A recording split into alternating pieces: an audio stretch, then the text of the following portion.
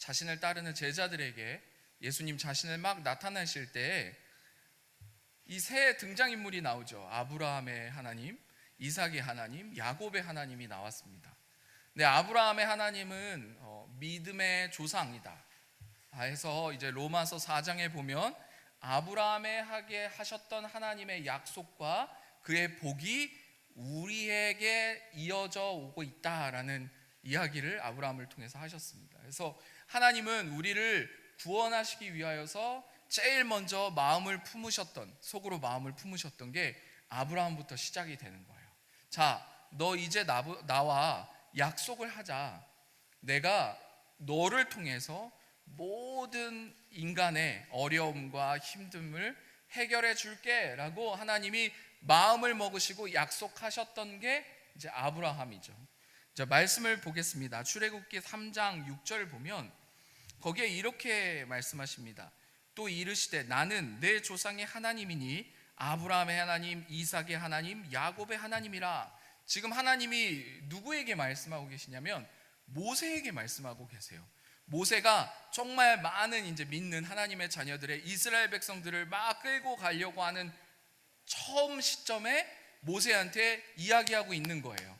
나는 너의 하나님이기도 하지만 너의 하나님뿐만 아니라 너보다 훨씬 이전에 너를 위해서 어떤 일을 시작한 하나님이라는 거예요. 그래서 우리가 성경을 읽을 때 아브라함의 하나님, 이삭의 하나님, 야곱의 하나님이라는 그 단어를 딱 볼 때, 그 문장을 볼 때 우리는 무엇을 기억해야 하냐면 우리가 태어나기도 전부터 훨씬 오래 전부터 하나님이 우리를 향해서 무언가를 계획하셨고 일하셨다는 거예요. 모세는 이제 하나님을 만났지만 하나님은 아주 오래전부터 모세를 기다리고 계셨어요. 그게 핵심입니다. 그래서 아브라함은요, 너가 본토 친척 아비집을 떠나라 라고 했는데 아브라함은 못 떠났죠. 창세기 지난주에 조금 말씀드렸었잖아요. 그런데 반쪽짜리 순종을 했어요. 여전히 아버지의 권위 아래에 있었어요. 그리고 조카 롯도 못 떠나고 여전히 반쪽짜리의 권위 아래에 있었습니다. 하나님을 믿는 것도 아닌 안 믿는 것도 아닌. 그래서 데라가 죽고 나서야 하나님이 다시 아브라함을 두 번째 콜링을 하시는데 그럼에도 불구하고 아브라함을 통해서 하나님이 이 땅에 복을 주시려는 계획을 다시 아브라함을 회복시키시면서 끌고 가십니다. 그래서 성경은요, 관점이 정말 중요한데 어떻게 보았냐면 아브라함이 주인공이 아니에요. 그리고 이삭도 주인공이 아닙니다. 야곱도 주인공이 아니에요. 아브라함과 이삭과 야곱의 이름이 나오긴 하지만 진짜 주인공은 아브라함이 얼마나 연약했던지 그 연약함조차도 하나님의 뜻과 약속을 깰 수 없었더라가 주인공, 그 이야기예요. 그러니까 하나님은 아브라함이 어떤 실수를 하고 어떤 연약함을 가지고 있어도 하나님의 사랑을 이길 수가 없었던 거예요. 그 어떤 것도 하나님의 약속을 깰 수가 없었더라라는 게 아브라함의 이야기입니다. 근데 이제 오늘은 어떤 이야기를 하고 싶냐면 이삭의 이야기를 하고 싶어요. 그래서 이삭의 이야기를 하려면 창세기 36장을 봐야 합니다. 창세기 26장을 봐야 합니다. 제가 창세기 26장을 조금 읽어드릴게요. 1절을 보면 아브라함 때에 첫 흉년이 들었더니 그 땅에 또 흉년이 들매 이삭이 그랄로 가서 블레셋 왕 아비멜렉에 이르렀더니 여호와께서 이삭에게 나타나 이르되 애굽으로 내려가지 말고 내게 지시하는 땅에 거주하라. 이렇게 하나님이 이삭에게 나타나셨어요. 첫 번째 아브라함이 하나님과 약속을 맺고 그리고 하나님과 동행하면서 인생을 살 때 실수한 게 있었죠. 애굽을 절대 떠나면 안 됐어요. 애굽은 어떤 것을 상징하냐면 하나님의 약속을 상징하고 또 풍성함을 상징하고 그 하나님 안에 거하는 것을 상징해요. 그런데 흉년이 들자 아브라함이 인간적인 생각이 들어온 거예요.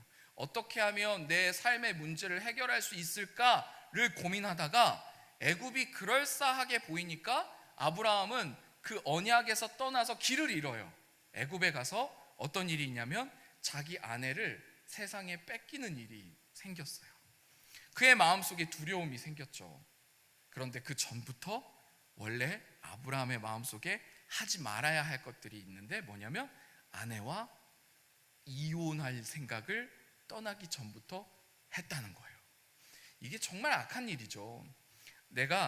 아내가 힘들고 어려운 일들을 계속 아브라함과 같이 역경을 헤쳐왔어요.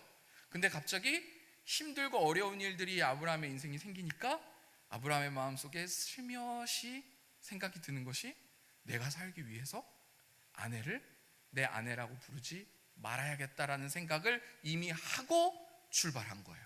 그러니까 하나님이 보시기에 그것은 정말 큰 잘못이었어요. 그럼에도 불구하고 하나님은 아브라함을 끝까지 포기하지 않으시고 끌고 가십니다. 무엇 때문이냐면 예수님 때문이에요. 그러니까 아브라함으로 작정돼서 그리고 예수님의 십자가와 부활로 그 구원이 완성되어야 하기 때문에 그 하나님의 큰 사랑 안에서 아브라함의 그 어떤 연약함도 부족함도 계속해서 하나님은 회복시키시고 끌고 가시는 이야기죠. 근데 이삭은 좀 달랐어요. 이 땅에 거류하면 내가 너와 함께 있어 내게 복을 주고 내가 이 모든 땅을 너와 내 자손에게 주리라. 내가 내 아버지 아브라함에게 맹세한 것을 이루어 내 자손을 하늘의 별과 같이 번성하게 하며 이 땅에 이 모든 땅을 내 자손에게 주리니 내 자손으로 말미암아 천하 만민이 복을 받으리라. 아브라함에게 하나님이 하셨던 말씀 중에 하나가 완전히 이 세상과 다른 이야기를 하나 하셨어요. 너는 복이 되어라 했어요. 근데 우리가 생각하는 사람이 당신은 복을 받았습니까? 라고 물어보면 여러분 제일 먼저 떠올리는 생각이 무엇입니까? 내가 돈이 있나? 나에게 건강이 있나? 아니면 내 자녀는 지금 잘 되고 있나? 이걸 막 돌리고 나서 네, 저는 복을 받았습니다. 우리는 이렇게 답변합니다. 왜냐하면 세상은 복을 어떻게 설명하냐면 돈이 많고 그리고 건강하고 그리고 자녀가 잘 되는 걸 복이라고 설명합니다. 근데 성경은 뭐라고 말씀하시냐면 아브라함에게 그런 것은 다 너에게 줄게. 그런데 너가 복이 되어서 그 복이 풍성함으로 흘러 넘치는 것을 하나님이 원하시는 거예요.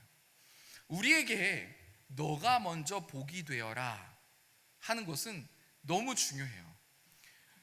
근데 우리는 끊임없이 그것을 받아들이기까지 이 세상의 가치관과 세상에서 배운 것들이 너무 많은 거예요.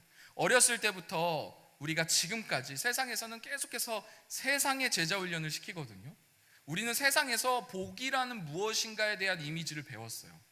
그래서 내가 돈이 없으면 난 참 복이 없어. 아니면 자녀가 계속 문제를 일으키면 난 참 박복한 사람이야.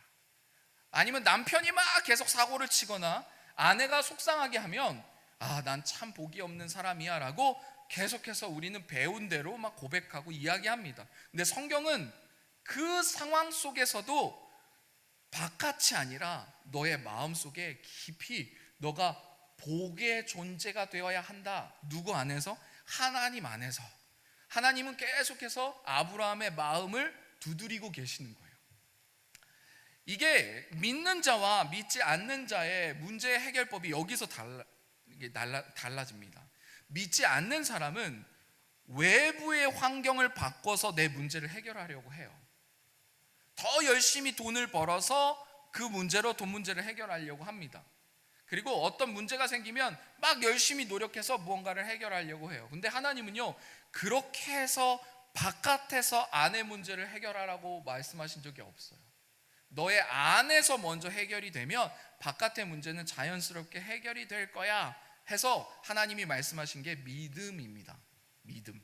근데 그 믿음은요, 우리가 막 열심히 노력해서 얻는 것을 얘기하는 게 아니에요. 여기서 이제 이삭이 등장합니다.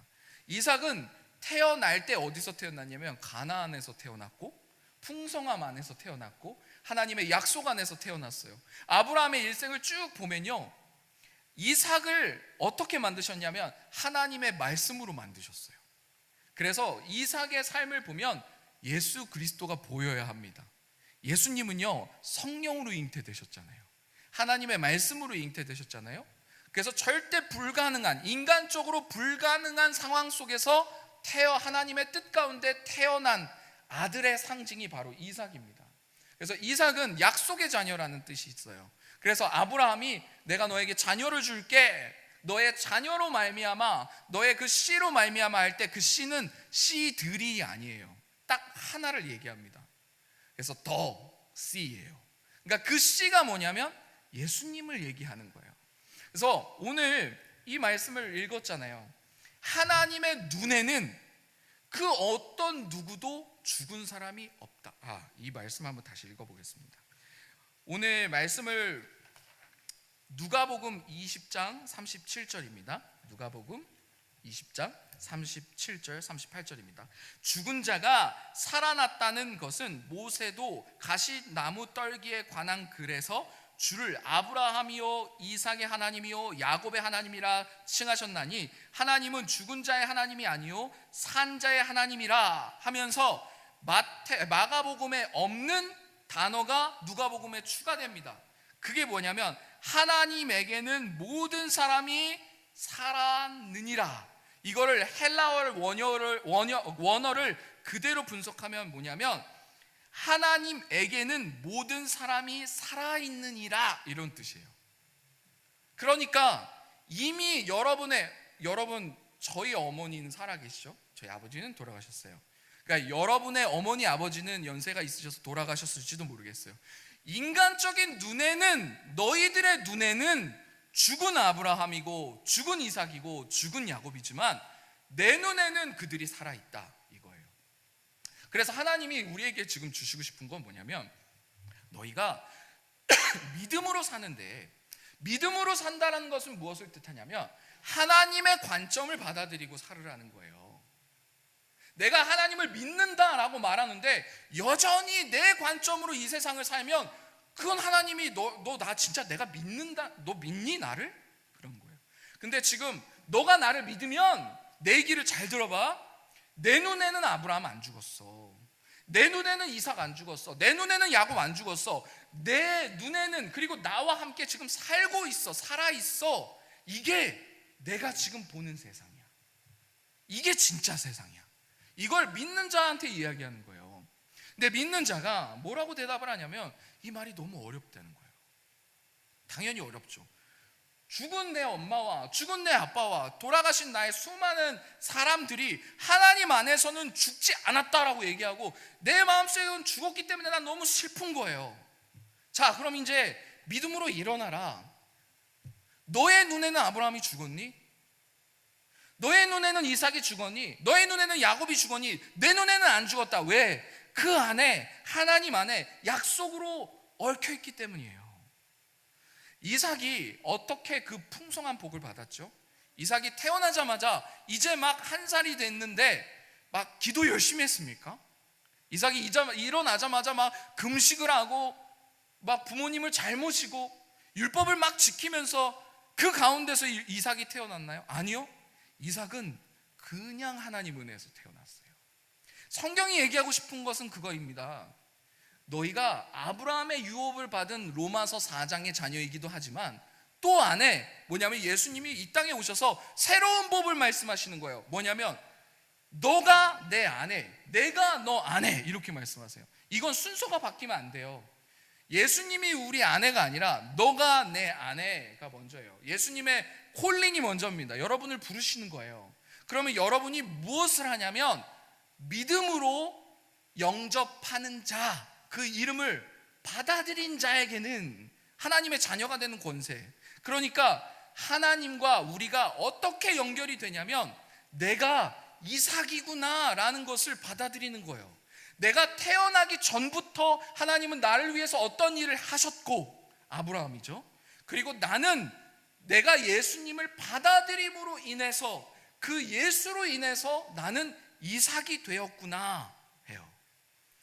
그래서 우리의 인생은, 믿는 자의 인생은 이삭의 인생이 되어야 합니다. 다시 거듭나라 그러잖아요. 예수님이 니고데모한테 이렇게 말씀하십니다. 너 다시 태어나지 않으면 이거는 불가능해. 하나님의 나라의 유업을 받을 수도 없고 하나님의 그 풍성함과 은혜를 누릴 수가 없어. 니고데모는 육신의 관점을 가지고 있어요. 육신의 관점이 뭐예요? 아브라함이 죽었어요. 이삭도 죽었어요. 야곱이 죽었어요. 어떻게 내가 그 은혜를 받을 수 있겠습니까? 그런데 믿는다는 것은 하나님의 관점을 가지고 내가 하나님의 관점으로 이 세상을 살아내는 사람들을 얘기하는 거예요. 하나님 안에서는 어떤 사람도, 그 모든 사람도 죽은 사람이 없구나. 아브라함도 살아있고 이삭도 살아있고 야곱도 살아있는데 내가 그 약속 안에서 태어났구나. 이제서야 내가 25살이 되고 30살이 되고 40살이 돼서야 깨닫지만 원래부터 하나님은 내가 태어나기도 전부터 정말 풍성한 언약 속에서 나를 태어나게 하셨구나라는 것을 그때 어떻게 하냐면 영접하는 거예요. 영접한다는 것을 영어로 그리고 원어로 받아들이는 거예요. 받아들이기 전에도 하나님의 사랑은 밖에 있었어요. 그런데 영접은 무슨 뜻이냐면 밖에 깔려있는 하나님의 은혜가 내 삶 안으로 들어오는 걸 얘기하는 거예요. 자, 예수님은 모든 사람들을 위해서 죽으셨어요. 그런데 장로교는 믿는 사람을 위해서 죽으셨다고 말해요. 둘 다 맞는 말이에요. 예수님은 모든 사람들 위해서 죽으셨지만 특별히 그 은혜를 영접하고 받아들이는 사람에게는 십자가는 능력이 되기 시작해요. 어떤 능력이 되냐? 다시 태어나게 하는 능력이 돼요. 아담으로 죽었어야 되는 우리의 인생이 이삭으로 태어나게 되는 거예요. 어떻게? 예수 그리스도의 안에서. 자, 그럼 나는 누구냐? 나는 이삭과 같은 사람이에요. 가나안에서 태어나고 가나안에서 죽을 하나님 안에서 약속의 자녀가 누구냐? 믿는 자들이라는 거예요. 그래서 신약 성경은 계속해서 이야기합니다. 너희들은 약속의 자녀야. 너희들은 하나님의 선택받은 자녀야. 그것을 너희가 이삭처럼 받아들이면, 그 하나님의 은혜를 받아들이면 너희 안에 마음에 놀라운 일들이 일어날 건데 너가 가난한 자가 아니라는 것을 먼저 깨닫게 될 거야. 돈이 많이 생겨서 내가 가난한 자가 아니구나, 너가 건강해서 내가 복을 받았구나가 아니라 너는 여전히 육신이 연약하고 여전히 돈이 없을지 모르겠지만 이삭처럼 나는 하나님의 복을 받은 자녀이고 내가 바로 하나님의 사랑을 듬뿍 받은 그 사랑 안에 거하고 그 사랑이 내 안에 거하는 그런 하나님의 자녀라는 것을 받아들이기 시작할 때 그 사랑이 여러분의 인생을 바꾸기 시작하는 거예요. 그게 믿는 자들이 문제를 해결하는 방법입니다. 아브라함이 실수를 참 많이 했어요. 아브라함은요, 아내도 갖다 팔았고요, 그리고 본토 친척 아비집을 떠나라 그랬는데 마치 그 이야기가 전혀 아무것도 아닌 것처럼 여전히 아버지와 같이 떠나고 조카 롯을 데려 떠나고 가나안으로 가기도 전에 하란에서, 하란이라는 뜻은요 드라이예요. 드라이, 그 메마른 그 광야 같은 곳에서 자기의 장막을 펼쳤어요. 그래 놓고서 뭔가 순종했다는 느낌은 있는 거죠. 왜냐하면 출발은 했으니까 일단. 근데 그것도 하나님은 정죄하지 않으세요. 그게 놀라운 하나님의 신실하십니다. 신실하신 건 변하지 않는 하나님의 사랑이에요. 아브라함이 아무리 연약해도요 계속해서 도전하는 거예요. 근데 이게 어린아이들처럼요, 연약함이, 저희 아이들을 키워보니까 아이들이요 부모의 사랑을 도전할 때가 있어요. 아빠, 나 이래도 사랑할 거야? 이렇게 해도 나 사랑할 거야? 이렇게 해도 나 버리지 않을 거야? 그런데 아들이나 딸을 어떻게 버립니까? 그러니까 자녀들이 부모를 이해를 못하는 거예요. 네가 무슨 짓거리를 해도 너는 내 아들이고 내 딸이라는 것은 변하지가 않는데 얘네들은요 부모가 나를 절대 떠나지 않고 버리지 않는다는 그 사랑을 몰라요. 그래서 계속 부모 마음을 찌릅니다. 이래도 나 사랑해? 이래도 나 사랑해? 그런데 마침 부모가 연약해서 그때 욱 하고 화를 내요. 그러면 자녀는요 마치 이때다 싶어. 그거 봐. 아빠는, 엄마는 언제든지 나를 버릴 수 있는 사람이야. 근데 자기가 1000번을 테스트했다는 걸 몰라요. 이게 자녀예요. 근데 믿는 사람도 똑같습니다. 믿는 사람도 내가 너를 영원히 떠나지 않을 거야 라는 하나님의 약속이 우리 안에 있는데도 불구하고 우리의 연약함과 우리의 죄성은 끊임없이 하나님을 테스트하는 것처럼, 이래도 하나님 나 안 떠납니까? 이래도 나 안 떠납니까? 이래도 나 안 떠납니까? 그런데도 불구하고 하나님은 절대 여러분을 떠나지 않는다는 것을 보여주시는 거예요. 근데 여기서 이제 문제가 생깁니다. 하나님이 어떤 성도를 절대 떠나지 않는 것을 하나님 자신이 증명할 때 옆에 있는 그리스도인들은 못 견딥니다. 이상하죠? 이게 우리가 악한 거예요. 어떤 사람이요, 이런 사고도 치고 저런 사고도 치고 저런 사고도 치는데 하나님이 절대 이 사람을 떠나지 않는다는 걸 계속 보여줘요. 나는 한 번도 사고 안 쳤는데. 이 첫째 아들의 마음이죠. 나는 새벽 예배도 안 빠졌는데, 난 헌금도 잘했는데, 저 사람들은 헌신도 안 하는 것 같은데 하나님은 계속해서 변함없이 쟤를 사랑해요. 그러면 뭔가 억울한 마음이 싹 들어옵니다. 근데 하나님은 그 마음 갖지 말라고 하시는 거예요. 연약한 자나, 그리고 부유한 자나, 이미 예수 안에서 부유한 자나, 그리고 예수 안에서 부유해질 자들, 하나님은 동일하게 사랑하고 계시는 거예요. 10시간 기도한 사람도 사랑하시고 10분 기도한 사람도 사랑하세요. 근데 10시간 기도한 사람이 10분 기도한 사람과 똑같이 사랑받는다라고 느낄 때 억울한 거예요. 근데 하나님에 대한 오해 때문이에요. 자녀들이 내가 이렇게 열심히 내 방을 쓸고 닦고 거실을 닦고 접시를 닦고 설거지를 하면 내 둘째 동생보다 나를 더 사랑하겠지라고 자녀들은 착각할 수 있어요. 근데 부모는요, 접시를 많이 설거지를 닦고 방 청소하는 애도 내 자녀고 사고를 치는 애도 내 자녀라서 얘네들이 느끼기에 부모의 사랑은 불공평하게 느끼겠지만 하나님의 사랑은 한 번도 변한 적이 없는 거예요. 그래서 우리는 하나님의 관점을 배우는 것이 너무 중요합니다. 내 눈에는 아브라함과 이삭과 야곱이 죽지 않았다. 그 관점을 너희가 받아들여야 이제서야 내 마음을 이해하기 시작하고 나와 동행하는 거예요. 부모의 마음을 이해하기가 부모가 되기 전까지는 참 어렵더라고요. 계속 자녀의 입장에서만 생각했던 것 같아요. 그런데 자녀를 키우면서 부모가 무엇인가라는 것을 배우기 시작했어요. 하나님이 어떠한 분이시구나. 내가 열심히 노력을 하고 열심히 기도를 하고 헌신을 하고 선교를 하고 봉사를 해도 하나님 안에는 똑같이 우리를 사랑하시는구나. 자, 그럼 여기서 나는 더 헌신할 필요가 없는가? 그러면 이 자녀는 방향성을 이제 바꿔야 되는 거예요. 너가 왜 열심히 그렇게 청소했을까? 부모의 사랑을 더 받기 위해서 열심히 청소했다면 너는 자녀의 마음이 아니라, 상속자의 마음이 아니라 종의 마음이었다는 거예요. 하나님을 계속해서 오해하고 있었다는 거예요. 선교를 열심히 하면 하나님이 나를 더 사랑해 주시겠지? 열심히 더 헌신히 하면 나를 더 사랑해 주시겠지? 내가 열심히 하나님 안에서 무언가를 하면 하나님이 내 인생의 문제를 해결해 주시겠지?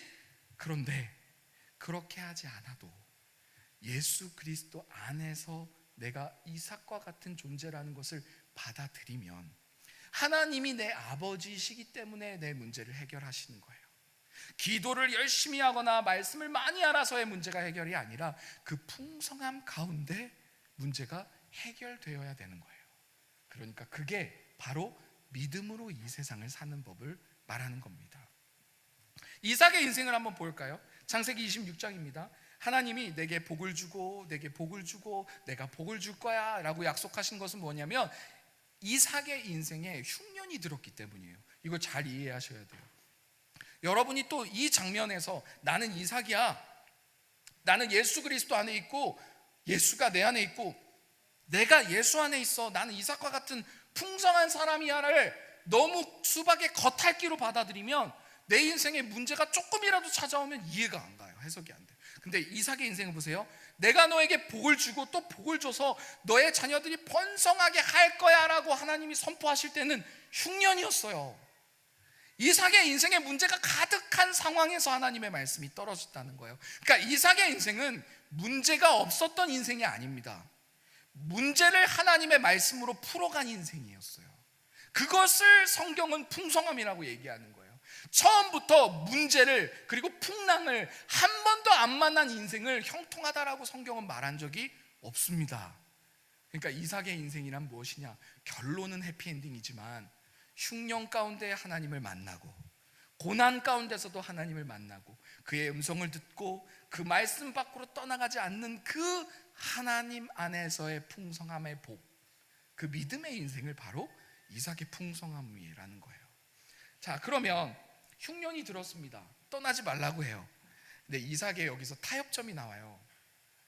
6절을 보면 이삭이 그랄에 거주하였더니 그래요. 자, 여기서 보면 5절 보면 아브라함이 내 말을 순종하고 내 명령과 내 계명과 내 율법과 내 법도를 지켰습니다 라고 5절에 얘기하죠. 5절에 얘기하는데 지켰습니까? 아니요, 안 지켰어요. 이게 아버지 마음이에요. 아브라함은 못 지켰어요. 온전히 하나님의 말씀을, 율법을 못 지켰어요. 근데 하나님은 뭘 하냐면 지켰다 라고 말해주는 거예요.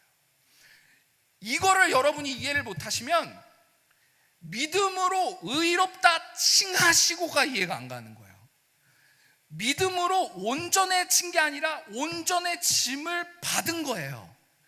받은 겁니다. 아브라함은 열심히 자기가 하나님의 말씀을 지킨 게 아니라 노력은 했는데 실패했지만 그 노력을 내가 너를 받아줄게, 너의 노력을 받아줄게, 너는 내 말씀을 지킨 거야 라고 은혜로 덮어버리신 거예요. 그게 아브라함이에요. 그 은혜로 덮으신 가운데서 태어난 게 이삭이죠. 그게 만약에 하나님이 은혜로 덮으시지 않았다면 이삭은 죄인의 아들이에요. 근데 은혜의 아들이 됐어요. 어떻게 은혜의 아들이 됐냐? 아버지가 완벽해서? 아니요, 아버지가 하나님의 은혜를 입어서. 그래서 그 은혜 가운데 자녀도 은혜로 태어나게 됐죠. 그러니까 그 가운데 또 6절을 보면 이삭이 똑같은 짓거리를 해요. 근데 아버지보다는 조금 나은 짓거리를 합니다. 그게 뭐냐면 이삭이 그랄에 거주하였더니 그래요. 그랄이 어느 곳이냐면 가나안과 애굽의 경계선입니다. 그러니까 가나안을 떠난 적은 없었던 거예요. 그런데 아주 세상과 하나님의 그 국경에 살았던 거예요. 국경에. 기가 막힌 타협이죠. 기가 막힌. 아브라함은 아주 쿨하게 그냥 애굽으로 내려갔고 그 이삭은 떠나지 말라 그러니까 들었어요. 하나님의 음성은. 오케이, 떠나면 안 되는구나. 그리고 나서 이삭이 어떻게 했냐면 애굽 바로 옆에서 살았어요. 바로 옆에서. 그래서 어떤 일이 생기냐? 그의 아내도 뺏기는 일이 생겼습니다. 제가 이 과정을 이렇게 지켜보면서 세상은 쳐다보지도 말아야 되는구나.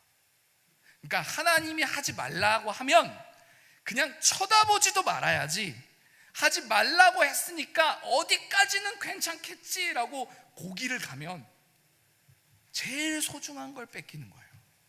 근데 이삭을 뺏겼을 때 참 재밌는 일들이 일어납니다. 그냥 아내를 뺏긴 게 아니라 막 물건도 줘요. 막 낙타도 주고 모두 주고. 왜요? 그러니까 아내가 아니라고 하니까 정말 예쁜 여자를 나한테 신부로 줬으니까 너무 고마운 거예요. 그러니까 경제적인 이득은 있었어요. 흉년이 해결되는 것처럼 인간적인 모습으로 보기에는 그럴싸했단 말이에요. 근데 하나님은 그걸 절대 복이라고 하지 않으십니다. 그러니까 하나님의 관점에서의 복과 인간의 관점에서 복은 너무 달라요. 내 아내를 뺏겨서 그로 인해서 내 인생의 문제가 아니요, 그냥 그 순간에는 내 인생의 문제가 해결되는 것처럼 보이지만 만약에 진짜 천에 하나 만에 하나 그 일이 일어났다면 그 인생에서 문제는 더 심각해져요. 잠깐 해결된 것 같이 보이지만 어쩌면 그의 마음이 잠깐 후련할지 모르겠지만 그 인생이 훨씬 더 심각한 문제를 계속 일으킨다는 거예요. 인간의 선택은 그렇게 믿을 게 못 됩니다.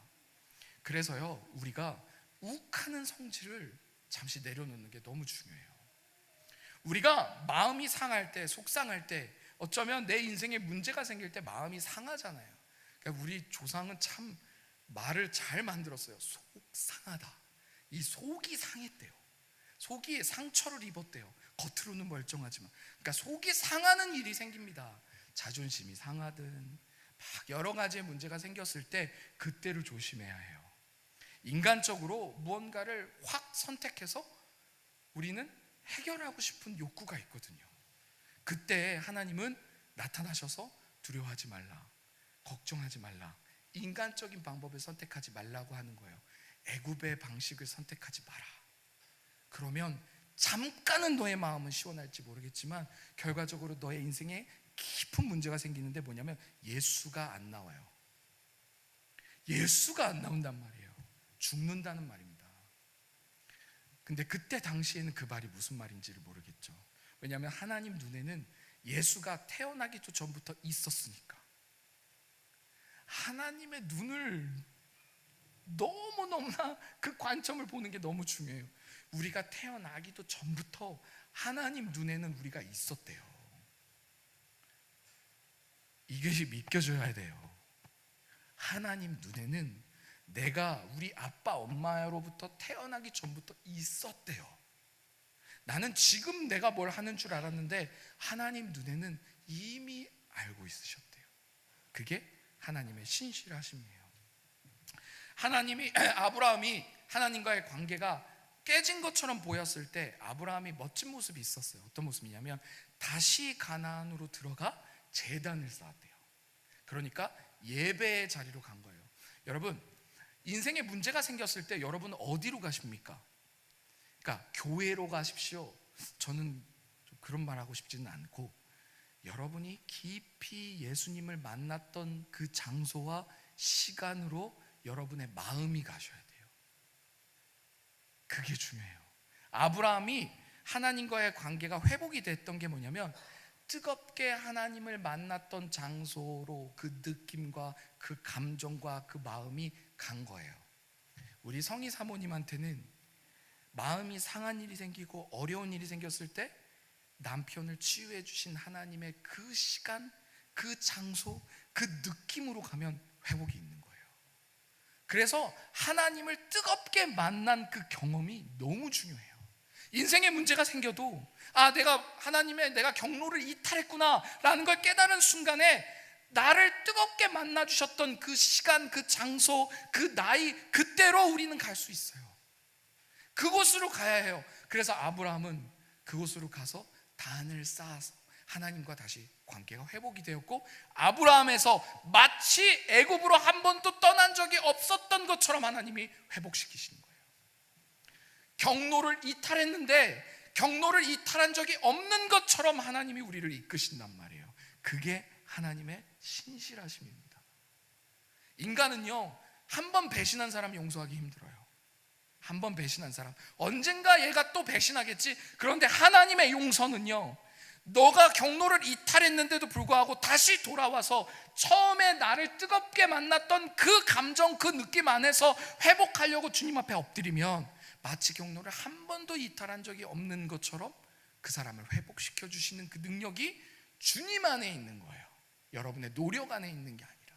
그럼 여러분은 어디까지 해야 되냐? 돌아가시는 것까지는 해야 돼요. 그걸 받아들이는 거죠. 주님 품에 안기면 회복이 있다. 근데 아무 때나를 얘기를 하는 게 아니라 내가 주님을 처음 만났던 그 감격, 초심. 세상에서도요, 막 성공한 사람이 실패를 해요. 넘어져요. 그런데 뭐라고 얘기하냐면, 믿지 않는 사람도 뭐라고 했냐면 초심으로 돌아가야 한다는 걸 깨달았습니다. 그래요. 시작의 마음을 내가 잃어버렸다는 걸 깨닫고 그 사람이 초심으로 돌아가면 다시 그 사람은 기회가 생겨요.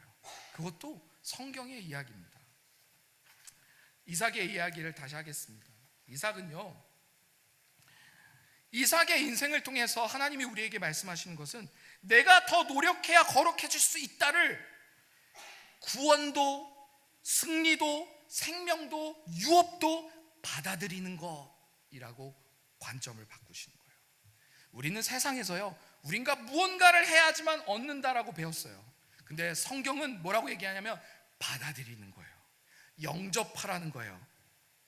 자, 그러면 여러분 학생들은 뭘 오해하냐면, 하나님이 내가 이삭이라는 걸 깨닫고, 그리고 내가 예수 그리스도 안에 있다는 걸 깨닫고, 내가 예수 안에, 예수가 내 안에 있다는 걸 깨달으면 공부를 안 해도 100점 맞겠구나 라고 생각하면 오해. 왜냐? 이삭의 인생을 보면 100배의 결실을 맺었더라 라고 말하기 전에 뭘 얘기하냐면 이삭이 농사를 지었습니다. 100배의 축복은 어디서 오냐? 하나님의 사랑으로부터 오는데 이삭이 농사를 져야 100배의 축복이 오는 거예요. 자, 그러면 하나님 안에 거한다는 것은 무엇이죠? 내가 노력을 해서 뭘 얻는 게 아니래요.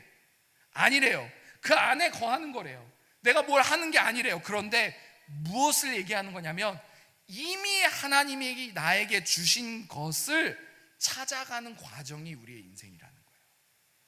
내가 열심히 노력해서 남편, 아내, 자녀를 만들었고 이 교회를 만들었다는 게 아니라 하나님의 눈에는 이 교회가 있었대요.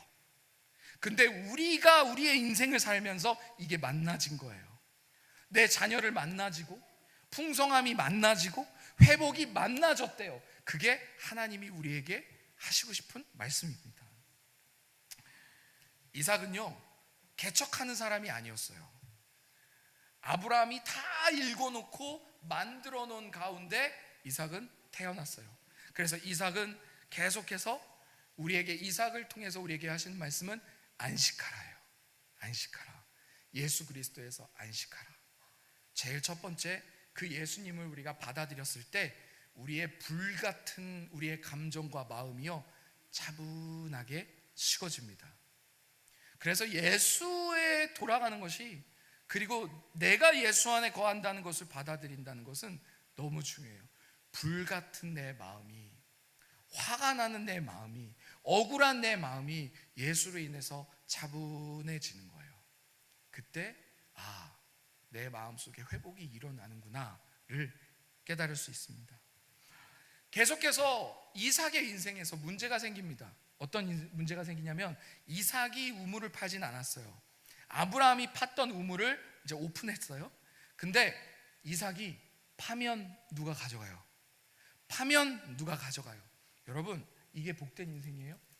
여러분이 사업을 시작했어요. 카페가 막 잘 돼요. 장사가 잘 돼요. 누가 뺏어가요. 근데 그래서 또 옆에 뭘 했어요. 그래서 또 열심히 해서 이제 막 잘 되기 시작하는데 또 누가 뺏어가요. 그럼 여러분 무슨 생각이 들까요? 내가 진짜 복된 인생이 맞나? 하나님이 정말 나와 함께 하시는 게 맞나? 그런 생각 안 듭니까? 들죠. 근데 이게 누구 인생이냐면 이삭의 인생이라니까요. 그래서 26장 볼까요? 그래서 20절, 21절, 또 다른 우물을 팠더니, 그러니까 또 다른 비즈니스를 시작했더니 그들이 또 다툼으로 또 신이라고 불렀대요. 그래서 이삭이 거기서 옮겨 또 다른 우물을 판 거예요. 계속해서 이삭은요 옮겨 다니면서 사업을 열고 뺏기고, 사업을 열고 뺏기고, 열고 뺏겨요. 근데 하나님은 이삭의 인생에 풍성함이라고 말하는데 그게 무엇인지 여러분이 깨닫지 못하면 그 인생, 우리의 인생에서 삶의 어려움들이 나는 이삭이 아니야. 어떻게 나 같은 게 이삭이야? 나는 이런 문제도 있고 이런 문제도 있고 이런 문제도 있는데, 근데 이삭이 22절을 한번 보겠습니다. 이삭이 거기서 옮겨 다른 우물을 팠는데 그걸 르호봇이라고 합니다. 이제는 여호와께서 우리를 위하여서 넓게 하셨으니 이 땅에서 우리가 번성하리로다 해요. 그래서 23절에 이삭이 거기로부터 부엘세바로 올라갔더니 그 밤에 뺏겨서 내가 누군지를 잃어버린 혼란스러운 그 밤에 내가 정말 잘 살고 있는 건가? 내 인생에는 왜 자꾸 이렇게 싸움이 일어나지? 내가 뭘 잘못했는지 모르겠지만 하나님이 나와 함께 하신다고 약속하셨고 나와 동행하신다고 약속하셨는데 왜 나는 이렇게 사람들과 계속 싸우는 일들이 생기는 거지? 라고 고민하는 그 밤에 하나님이 찾아오셔서 그 밤에 여호와께서 그에게 나타나 나는 내 아버지 아브라함의 하나님이니 두려워하지 말라. 너가 잘못하고 있는 게 아니야. 너가 잘못 살고 있는 게 아니야. 너의 연약함과 부족함으로 다툼이 막 생기는 게 아니야. 계속해서 너는 내 안에 있고 나는 너 안에 있다. 너의 모든 인생들은 계속해서 예수님께서 치유하시고 회복시키는 일들이 있을 거야 라는 하나님의 약속이 있는 겁니다. 내가 너와 함께 있어 내게 복을 주고 내 자손이 번성하게 하리라 하신지라. 이삭이 그곳에서 무엇을 했죠? 제단을 쌓았대요. 자, 이게 중요합니다. 앞으로의 이삭도 삶에 문제가 생길 거예요. 그리고 마음이 상하는 일들이 생기고 속상한 일들이 생길 겁니다. 그러면 이삭은 어디로 가죠?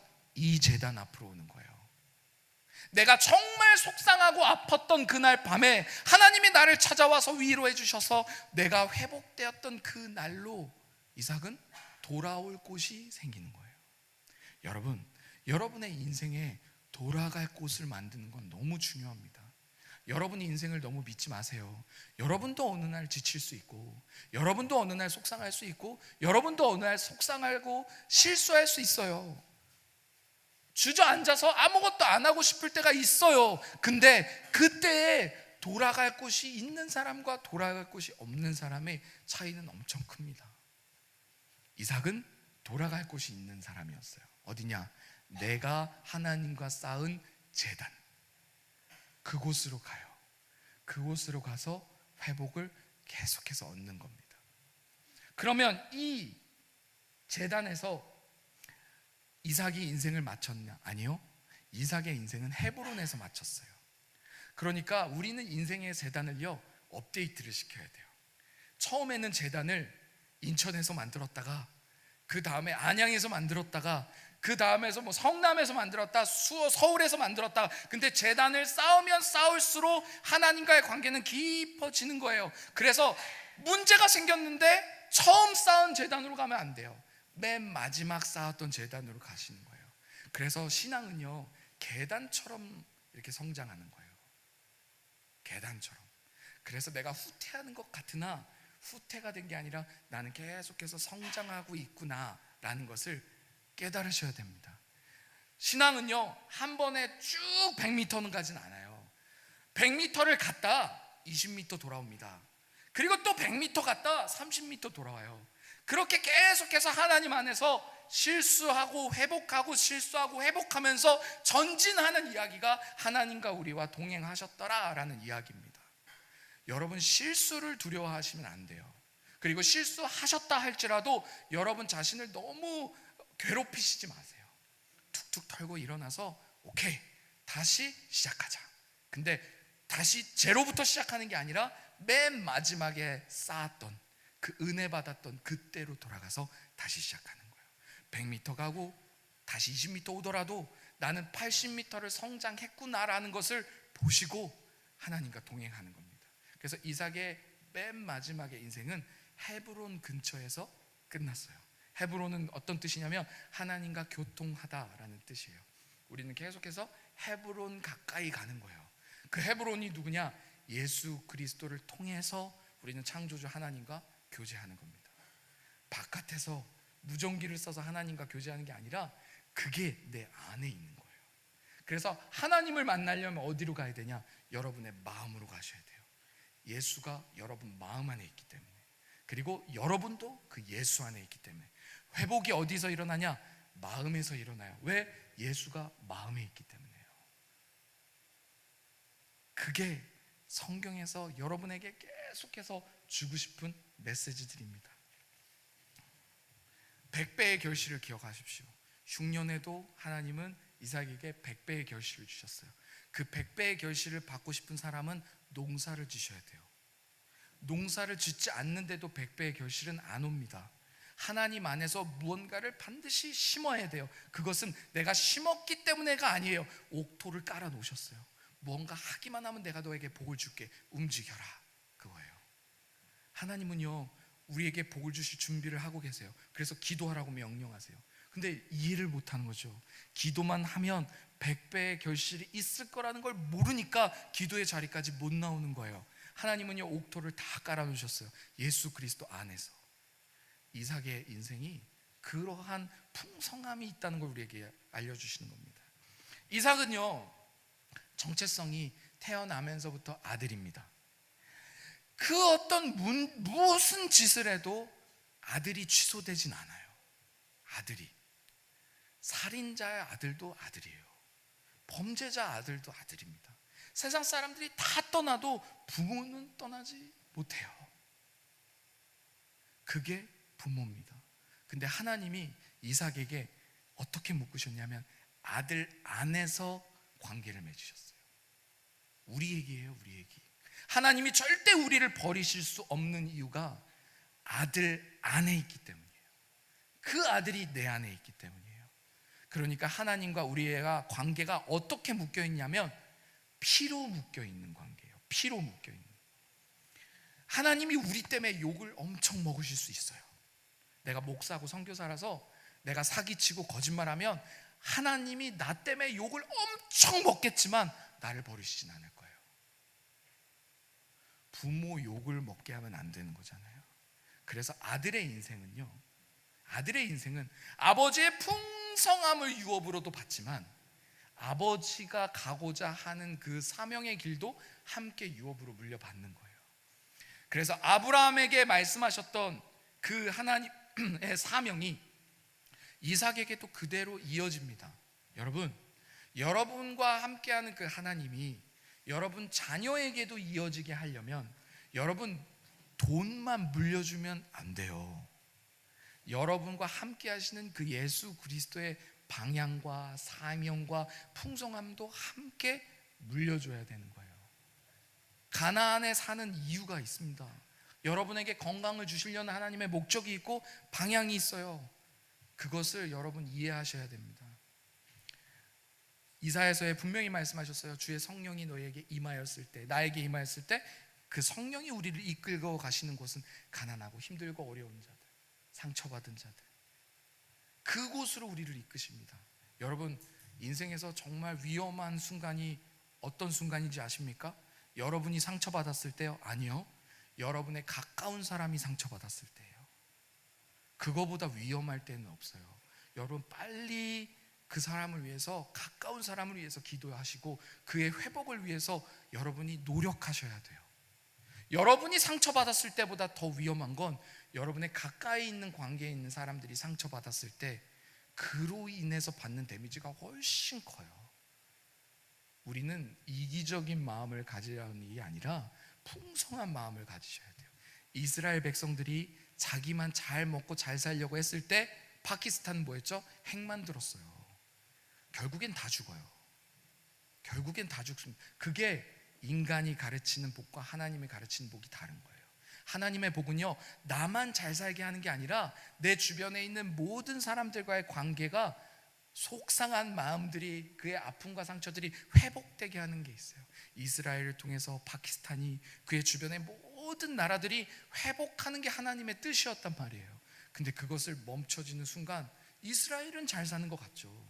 근데 결국에 상처받은 누군가가 핵을 만들어서 쏠 준비를 하고 있다니까요.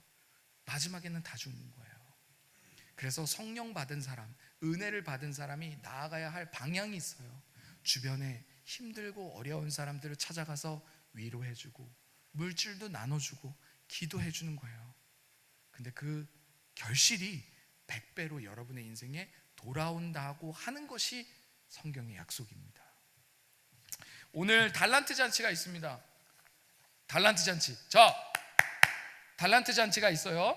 달란트 잔치는 무엇을 뜻하냐면, 여러분 어른들이 먼저 아셔야 돼요. 열심히 무언가를 해서 얻는 게 아닙니다. 하나님이 깔아놓으신 거예요. 자, 여러분 애들이 잘못 배우면 안 돼요. 성경을 많이 암송하고 뭐 하면 달란트 줄게, 그리고 너가 이걸 사는 거야 라고 배우면, 잘못 배우면 안 돼요. 하나님은 이미 달란트 시장에서 다 깔아놓으셨어요. 그게 첫 번째예요. 하나님은 나를 위해서 이 모든 걸 다 깔아놓으셨구나. 그럼 난 뭐예요? 농사만 지면 돼요. 농사가 뭐냐? 성경 암송을 하고 기도하고 예배 시간에 정직하게 성실하게 참여하는 태도예요. 근데 그 시작이 내가 열심히 해서 내가 이렇게 받는 거지, 교회에서 나한테 이렇게 주는 거지, 아니요. 하나님은 깔아놓으셨어요. 저 모든 것을 다 누릴 수 있게 여러분에게 다 깔아놓으셨어요. 그게 은혜입니다. 근데 어떤 사람은요, 장난감을 5개를 가지기도 하고 어떤 사람은 2개밖에 못 가져가기도 해요. 그것은 농사를 어떻게 졌냐의 문제예요. 농사. 근데 하나님은 모든 걸 다 주고 싶으신 거예요. 그래서 우리는 다 받을 수도 있고 한 개만 받을 수도 있어요. 근데 그게 하나님과 관련되어 있는 건 아니에요. 우리와 관련되어 있는 거예요. 우리가. 그래서 예수 그리스도의 모든 풍성함을 여러분은 누릴 수도 있고, 예수님의 정말 어마어마한 풍성함을 요만큼 누리는 삶을 사실 수도 있어요. 근데 하나님은 다 깔아놓으셨다. 그게 오늘 달란트 축제의 메인 메시지입니다. 여러분 기억하세요. 여러분이 100만 원을 가지고 왔어요. 그래서 달란트 20개의 인형을 사고 싶어요. 살 수 있을까요? 없을까요? 못 사죠. 여기는 10,000원짜리가 통용되는 곳이 아니니까. 하나님의 나라는 돈이 통용되는 곳이 아니에요. 여러분이 박사학위를 가졌든 아니면 여러분이 부자이든 가난한 자이든 그것이 통용되는 곳이 아니에요. 여러분 혹시 누가 1억을 가지고 와서 이 인형과 바꾸겠습니까? 했는데 판매하시는 분이 유혹받으시면 안 됩니다. 안 되는 거예요. 하나님의 나라는 세상의 방법이 통용되지 않는 곳입니다. 그것도 우리 아이들이 배워야 되는 거예요. 내가 지난번에 성적에 모든 시험에 100점을 맞았다고 오늘 인형을 못 가져가죠. 아이들은 그걸 배워야 돼요. 세상에서는 칭찬해 줄지 모르겠지만 교회의 칭찬의 방향은 다릅니다. 하나님이 원하시는 방법은 달라요. 오늘 우리 아이들이 그걸 배웠으면 좋겠습니다. 요한복음 10장 10절에는 이렇게 말씀하십니다. 하나님은 생명을 더 풍성하게 얻게 하기 위해서 이 땅에 오셨대요. 진짜 나눠주려고 오셨대요. 달란트 잔치 왜 하죠? 나눠주려고 하는 거예요. 나눠주려고. 어제 사모님들이 진짜 밤 늦게까지, 성희 사모는 집에까지 돌아가니까 밤 12시까지 무언가를 열심히 했대요. 왜요? 나눠주려고. 우리의 열심히 어디를 향하냐면 나눠주는 데 있어요. 근데 나눠주면 없어져야 되잖아요. 근데 100배로 주시겠다는 게 하나님의 약속입니다. 여러분 한번 하나님을 테스트 해보세요. 정말 하나님 안에서 시험해보세요. 시험하지 말라. 그 시험이 아니라 내가 열심히 한번 심어보세요. 하나님이 어떻게 하시나. 하나님은요 말라기에서 말씀하신 것처럼 나 좀 한번 시험해봐. 내가 어떻게 너에게 복을 주고 내가 어떻게 너를 이끄는지. 제가 처음에 하나님을 만나고 아버지가 돌아가시고 진짜 가난하고 힘들게 살았을 때요 악에 바쳤어요. 제 마음이 상할 대로 상했어요. 그래서 제가 하나님한테 뭐 했는지 아십니까? 이래도 하나님 저 사랑하십니까? 이래도 저 하나님 안 버리십니까? 이래도 하나님 저 사랑하시겠습니까? 이래도 하나님 저 기도 응답하시겠습니까? 제 마음이 통역기를 돌리면 어떤 이야기인 줄 아십니까? 그게 하나님 제발 좀 나 좀 버리지 마세요. 나 하나님 내가 하나님 나 버릴까봐 너무너무 무섭고 두려워요를 그렇게 미성숙하게 표현했어요. 여러분 자녀들이 여러분에게 이래도 엄마 나 사랑해? 이래도 엄마 나 사랑해? 이래도 엄마 나 사랑해? 라고 말한다면 난 엄마가 나를 떠날까 무서워로 들어와야 돼요. 제가 그랬어요. 성숙하게 엄마 나 엄마 사랑해 라고 말 못하고 이래도 하나님 저를 버리시지 않을 겁니까? 근데 마음의 속마음은 두려워 떨면서 하나님 제발 저를 버리지 마세요 라고 했어요. 근데 하나님은요 넉넉함으로 저를 품어주셨어요. 선교사의 자리까지 목회자의 자리까지. 오늘 여러분도 넉넉한 마음으로 아이들도 품어주시고 그리고 여러분의 이웃도 품어주시는 귀한 하루 되셨으면 좋겠습니다. 우리 같이 기도하겠습니다. 사랑의 하나님, 풍성함은 비교함으로 나오지 않는다는 것을 우리 아이들이 알았으면 좋겠습니다. 내가 100달란트를 갖고 누군가는 80달란트를 가졌기 때문에 나는 풍성한 사람이야 라고 생각하지 않았으면 좋겠습니다. 내가 10달란트를 가졌던 100달란트를 가졌던 1000달란트를 가졌던 나는 풍성한 사람이라는 것을 알게 하여 주십시오. 그것이 달란트 잔치의 목적입니다. 그리고 상급이 다를 겁니다. 어쩌면 우리가 누릴 것이 다를지도 모르겠습니다. 근데 주님이 원하시는 것은, 우리 어른들이 원하는 것은 모든 아이들이 풍성하게 원하는 만큼 다 가져가는 것이 우리 어른들이 원하는 것이고 하나님이 원하시는 것입니다. 풍성함은 나눌수록 커진다는 것을 아이들이 배우게 하여 주십시오. 하나님, 우리 어른들부터 먼저 깨닫게 하여 주십시오. 우리가 나누면 나눌수록 더 커진다는 것을 깨닫고 배우고 살아갈 때에 우리 아이들은 나누는 아이들이 될 것입니다. 그리고 하나님, 진짜 풍성함의 근원은 하나님으로부터 온다는 것을 알게 하여 주십시오. 교회에 왔더니 모든 것을 예비해 놓으신 그 하나님을 만난 것처럼 우리의 인생 속에서도 모든 것을 다 예비해 놓으셨다는 것을 배우는 우리 될 수 있도록 은혜를 허락하여 주십시오. 주님께서 우리와 함께 하심에 감사합니다. 우리에게 복을 주심에 감사합니다. 우리 주 예수 그리스도의 이름으로 축복하며 기도드렸습니다.